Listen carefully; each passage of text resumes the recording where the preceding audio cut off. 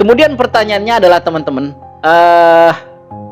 apakah kita masih memerlukan pemain diaspora yang baru untuk memperkuat timnas Indonesia ketika nanti melawan China dan terutama pada saat melawan Jepang? Bagaimana menurut teman-teman? Nah, ada yang menganggap bahwa kedatangan Bapak Meliano itu adalah mewakili Meliano Jonathan untuk menyerahkan berkas-berkasannya atau berkomunikasi dengan PSSI. Tentu kita semua berpikir, lalu kemudian apa tujuan ayah Meliano ke Jakarta? Apakah ingin menonton pertandingan Bahrain melawan Indonesia atau seperti apa? Nah, teman-teman, ternyata Bapak Meliano Jonathan ini datang ke Indonesia itu mungkin kita semua agak kaget ya, karena kedatangannya itu untuk melakukan bukan melakukan proses naturalisasi, tapi melakukan proses perpindahan agama. Jangan lupa subscribe Yonika Channel. Thank you. Terima kasih. Sukses selalu ya, belajar yang baik ya. Semangat tetap. Baik maupun secara untuk PB Bhinneka, hati-hati di jalan Pak, teruskan perjuangan. Kalau saya sendiri secara pribadi waktu. Assalamualaikum warahmatullahi wabarakatuh. Apa kabar teman-teman? Semoga hari ini kita semua sehat, karena hari ini masih di dalam suasana bulan suci Ramadan. Begitu, saya ingin mengucapkan minal aidin wal faidin, mohon maaf lahir dan batin bagi teman-teman pecinta timnas Indonesia maupun seluruh warga negara Indonesia. Semoga di bulan puasa kemarin menjadikan diri kita lebih baik tentunya. Dan kembali bersama Biodika Sport Channel di sini, sedikit ingin mengupas kembali tentang timnas Indonesia teman-teman, karena ada beberapa hal sebelum kita nantinya menghadapi match day ke-9 kalau tidak salah ya, di GBK melawan China, dan itu pastinya pertandingan sangat berat untuk kita karena itu adalah pertandingan yang sangat menentukan pastinya apakah nanti kita bisa melaju ke round berikutnya atau tidak begitu. Karena di pertandingan terakhir tentu Jepang sulit untuk kita kalahkan ya. Jepang secara level 1-2 tingkat di atas kita. Makanya saya mengatakan bahwa pertandingan di Juni mendatang melawan China ini adalah pertandingan yang sangat menentukan apakah Indonesia mengubur impiannya untuk berlaga di Piala Dunia Amerika, Kanada, dan Meksiko begitu, atau terus mempertahankan asanya. Meskipun pada akhirnya posisi di grup C ini Indonesia berada di peringkat ketiga, itu artinya Indonesia masih bisa melangkah ke Piala Dunia dengan syarat tentu harus menjalani playoff begitu teman-teman. Tetapi kita berharap kita mampu mengalahkan Cina, dan tentu karena Jepang kita tahu tim yang sudah dipastikan lolos begitu, kita berharap Jepang tidak terlalu ngotot bermainnya hingga kita bisa mengimbanginya. Bahkan tentu kita berharap mendapatkan poin 1 di Jepang itu cukup buat kita sebetulnya untuk menempatkan posisi kita masih berpeluang besar untuk berlaga di Piala Dunia teman-teman begitu. Nah, bagaimana menurut teman-teman, apakah kita bisa mengatasi Cina di Juni mendatang? Kalau kita melihat 2 pertandingan terakhir kita di match day ke-7 dan 8, Indonesia ketika dikalahkan oleh Australia dengan gol 5-1. Dan ini adalah pertandingan yang sangat memalukan pastinya, dan saat itu heboh di media sosial ya. Indonesia dengan pelatih barunya justru harus takluk dengan skor yang sangat telak, teman-teman, dan bahkan ini menjadi bola liar apa yang dilakukan oleh federasi, yakni Erick Thohir mengganti STY di tengah kompetisi begitu, di tengah pertandingan yang saat ini kita masih sedang dalam berjuang begitu. Tetapi federasi tetap bersikukuh bahwa apa yang dilakukannya itu sudah sesuai dengan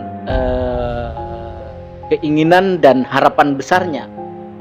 Seperti yang saya kutip di beberapa channel saya, bahwa ambisi federasi Erick Thohir begitu memang betul-betul sangat luar biasa, karena kita tahu beliau adalah seorang pengusaha. Itu artinya mereka memang memiliki planning yang terschedule dengan baik begitu, dan itu adalah hal yang biasa ya, yang sering dilakukan oleh pengusaha begitu, teman-teman ya. Nah, tetapi kita tidak akan membicarakan itu, justru kita akan membicarakan bagaimana kita kemudian asa itu muncul kembali, teman-teman, saat kita mampu mengalahkan Bahrain di kandang kita sendiri dengan skor tipis meskipun begitu 1-0.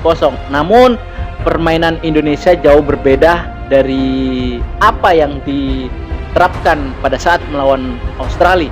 Orang banyak berpikir mungkin bahwa level Bahrain tidak sama dengan level Australia, teman-teman. Tapi ingat bahwa beberapa bulan yang lalu Bahrain adalah juara Piala Teluk, teman-teman. Tentu Bahrain tidak juga bisa dikatakan adalah tim yang baik. Nah, seperti itu. Nah, bagaimana menurut teman-teman? Nah, pertandingan melawan Bahrain tentu strateginya berbeda ya. Ketika melawan Australia kemarin, kalau kita melihat pertandingan melawan Australia, Indonesia memang keluar menyerang, teman-teman ya. Ada yang menganggap bahwasanya keluarnya Indonesia menyerang atau kita sering disebut dengan total football itu adalah ide yang atau gagasan murni dilakukan oleh Patrick Kluivert, teman-teman. Tetapi kalau kita melihat bagaimana Alex Pastor begitu pada saat dia menangani Almere City, memang Alex Pastor ini filosofi sepak bolanya tidak menyerang total, teman-teman ya. Oleh karena itu kebanyakan teman-teman atau netizen menganggap bahwa, atau pecinta timnas Indonesia menganggap bahwa strategi yang diterapkan pada saat melawan Australia itu adalah murni gagasan Patrick Kluivert. Nah, ketika kembali ke GBK, orang-orang berpikir bahwa ini adalah ide Alex Pastor yang melihat bahwasanya Indonesia mestinya memang tidak menggempur habis-habisan. Nah, bagaimana menurut Anda? Apakah apa yang berkembang di kalangan netizen atau pecinta timnas Indonesia ini betul-betul demikian adanya, atau seperti apa, teman-teman? Silakan. Atau dua-duanya karena ujung tombak daripada kepelatihan timnas Indonesia ini adalah di tangan Patrick Kluivert, maka strategi yang diterapkan Patrick Kluivert di pertandingan pertama, lalu kemudian Patrick Kluivert juga yang kemudian mencoba untuk tidak menyerang total pada saat melawan Bahrain begitu. Nah, silakan teman-teman berpendapat dan berdiskusi secara baik dan benar begitu. Nah, kemudian pertanyaannya adalah, teman-teman, apakah kita masih memerlukan pemain diaspora yang baru untuk memperkuat timnas Indonesia ketika nanti melawan China dan terutama pada saat melawan Jepang? Bagaimana menurut teman-teman? Menurut saya pribadi, kalau melihat dari apa yang dikatakan oleh Bapak Erick Thohir di berbagai kesempatan, bahwasanya mencari pemain yang berkualitas, yang berdarah Indonesia itu tidak akan pernah berhenti. Dan menurut saya sejauh ini sih memang informasi yang beberapa dari teman-teman kita memang tidak ada pergerakan ya untuk saat ini untuk mencari pemain-pemain diaspora begitu. Entahlah nanti karena memang kita sering PSSI seringkali bekerja secara senyap teman-teman ya. Tiba-tiba muncul satu nama misalnya seperti halnya Joy Pelupesi teman-teman. Itu kan sebetulnya di luar dugaan tiba-tiba muncul begitu kan ya. Nah, hal-hal seperti itulah yang kadang-kadang kita tidak bisa menduga apa yang dilakukan oleh PSSI. Namun pada intinya saya terus mengatakan ketika Indonesia memang masih membutuhkan, tidak ada salahnya pemain-pemain diaspora itu diberikan kesempatan tentu yang berketurunan Indonesia agar supaya kemudian semangat mereka tetap seperti para nenek moyang mereka pada saat zaman dulu begitu teman-teman ya. Nah, itu teman-teman. Apakah sekali lagi apakah menurut Anda kita masih diperlukan untuk mencari pemain diaspora atau sudah cukup sampai di sini begitu? Silakan berdiskusi teman-teman. Lalu berikutnya adalah memang rumor yang berkembang beberapa hari terakhir ini memang cukup center ya. Meliano itu dikabarkan akan akan segera dinaturalisasi teman-teman ya. Namun tegas PSSI mengatakan bahwasanya belum ada ke arah sana ya. Arya Sinulinga juga di beberapa kesempatan Meliano belum ada tanda-tanda untuk ke arah sana. Meskipun kemarin itu sempat agak sedikit rame ya di jagat media sosial karena Bapak Meliano Jonathan ini teman-teman datang ke Indonesia. Nah, banyak netizen yang berpikir bahwa kedatangan Bapak Meliano ini itu akan mengantarkan berkas-berkasnya ke Indonesia. Nah, ditambah dengan story ayahnya itu mengatakan bahwa selamat tinggal begitu ditunjukkan kepada putranya Meliano dan istrinya begitu. Aku tinggalkan sejenak begitu di akun media sosialnya, dan itu banyak sekali kemudian teman-teman berkomentar di story akun media sosial Bapak Eliano. Nah, ada yang menganggap bahwa kedatangan Bapak Meliano itu adalah mewakili Meliano Jonathan untuk menyerahkan berkas-berkasannya atau berkomunikasi dengan PSSI terkait upaya untuk menaturalisasi Meliano Jonathan begitu teman-teman ya. Namun sudah diklarifikasi juga oleh pengurus PSSI yakni Bapak Hamdan mengatakan bahwasanya kehadiran Bapak Meliano Jonathan ini memang ada di Indonesia, tetapi bukan untuk berkaitan dengan penyerahan berkas-berkasnya Meliano. Bahkan berbicara tentang keberadaan Meliano terkait dengan naturalisasi ini tidak. Nah, teman-teman tahu tidak apa? Tentu kita semua berpikir, lalu kemudian apa tujuan